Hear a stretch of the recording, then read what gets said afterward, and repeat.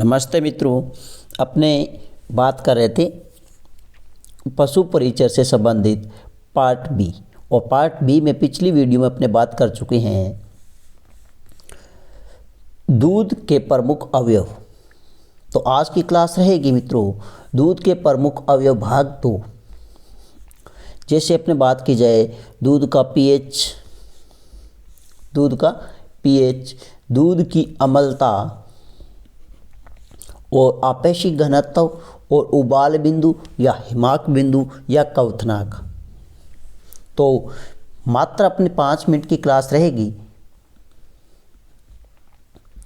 और दूध के प्रमुख अवयव।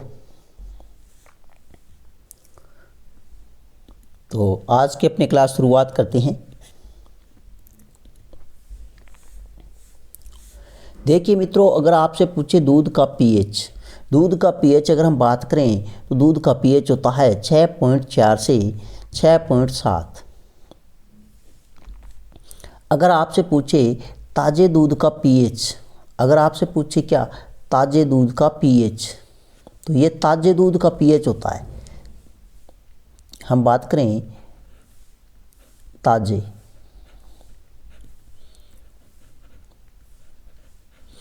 दूध का पीएच, तो ध्यान रखना ताजे दूध का पीएच कितना होता है 6.7।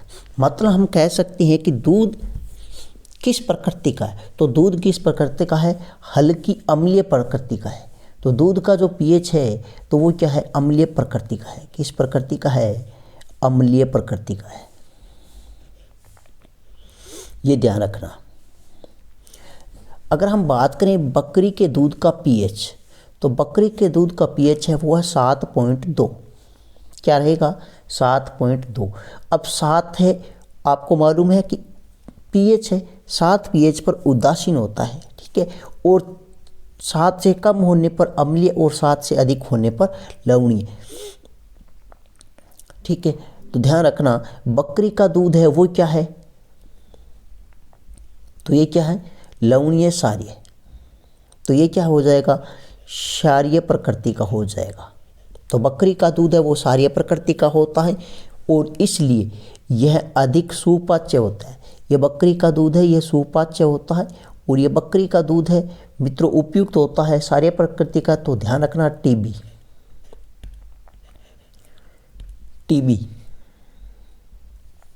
ये क्या है, रोग है।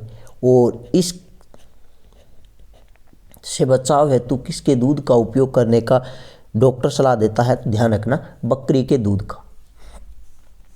नेक्स्ट अगर हम बात करें थनैला रोग है, उसमें पीएच की अगर हम बात करें दूध का, तो ध्यान रखना ये इंपॉर्टेंट है।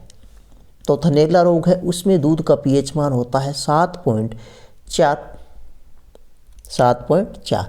अगर आपसे पूछे रकत का पीएच, तो ये रकत का भी पीएच है, ये ध्यान रखना।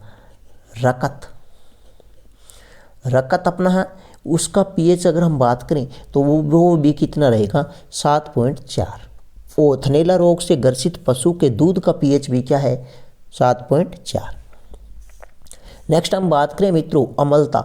ये अम्लता होती है, दूध में 2 प्रकार की अम्लता पाई जाती है। एक प्राकृतिक अम्लता है जो दूध में उपस्थित फास्फेट, लवण व CO2 आदि के कारण उपस्थित होती है।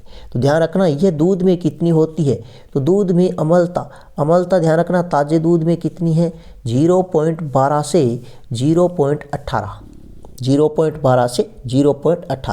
अगर आपको देखिए पशुपालन है, इसमें अगर हम बात करें, अगर यहाँ पे 0.12 अगर आ जाए 0.14 से 0.16, अगर आपने ये ऑप्शन में न दिया हुआ तो ये भी सही है, ये ध्यान रखना।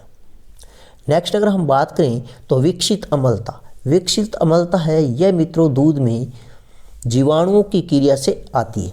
जैसे जीवाणुओं की अगर हम बात करें स्ट्रेप्टोकोकस है और लैक्टोबैसिलस जीवाणु ग्रुप। और विकसित अम्लता होती है दूध में, तो ध्यान रखना दूध में विकसित अम्लता की अगर हम बात करें तो वो होती है 0.32 और 0.32 या इससे अधिक अम्लता पर अगर हम दूध गर्म करेंगे तो दूध क्या हो जाएगा, फट जाएगा। दूध क्या हो जाएगा, फट जाएगा, या हम कह सके स्कंदन हो जाएगा। दूध का क्या हो जाएगा, स्कंदन हो जाएगा।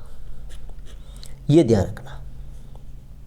0.32 या अधिक अम्लता पर दूध को गर्म करने पर क्या हो जाता है, फट जाता है। ये ध्यान रखना।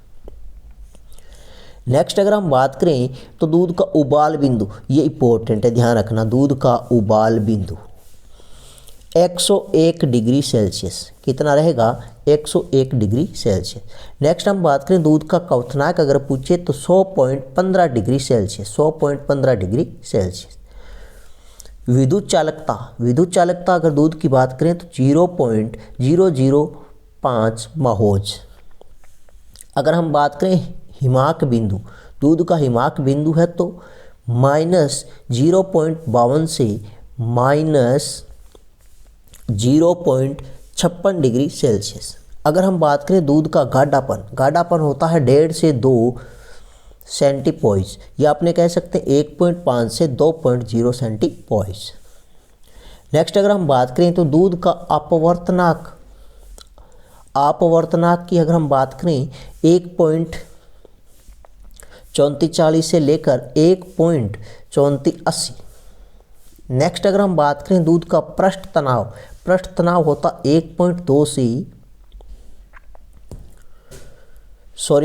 पृष्ठ तनाव की अगर हम बात करें तो ध्यान रखना, पृष्ठ तनाव होता है 43 से 49 डाइंस प्रति सेंटीमीटर। नेक्स्ट अगर हम बात करें दूध का आपेशी घनत्व, तो दूध का आपेशी घनत्व होता है 1.028 से 1.032। ये वेरी इंपॉर्टेंट है, आपको ये याद रखना है। जहाँ पर ट्रिपल स्टार लगा दूँ वो तो आपको याद रखना ही रखना है, ये ध्यान रखना। नेक्स्ट अगर हम बात करें स्ट्रेटा दूध है सेपरेटा दूध, ये ध्यान रखना।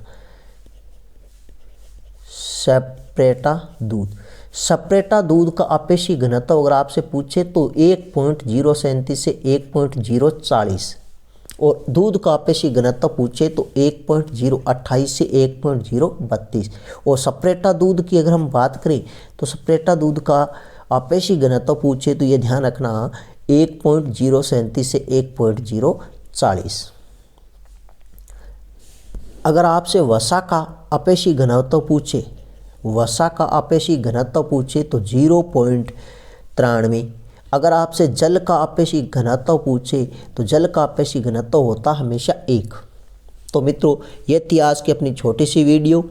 इसी के साथ में ही आज की क्लास यहीं पर करते हैं समाप्त। नेक्स्ट मिलते हैं एक नए वीडियो के साथ में, तब तक के लिए धन्यवाद।